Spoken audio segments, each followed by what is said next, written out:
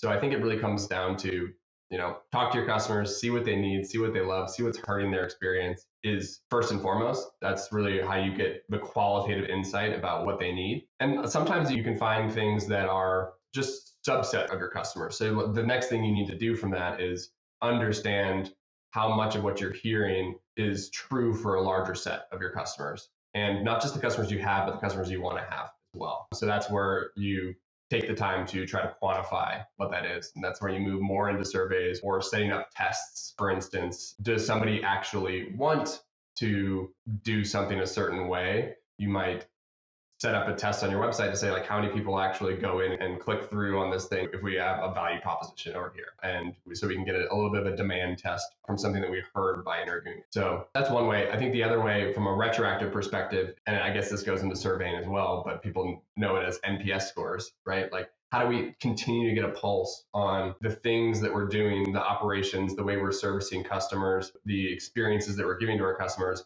whether or not that's meeting their expectations. And, industry standard on that is, it doesn't meet their expectations enough, or they're overjoyed to want to share it with somebody else. So there's a lot of pros and cons with NPS. It has a lot that's baked into it, and it's a really lagging indicator, but it's really one of the only ways to ultimately, at the end of the day, see how everything boils down to whether or not your customer is happy and whether that's going to lead into ultimate growth for your company.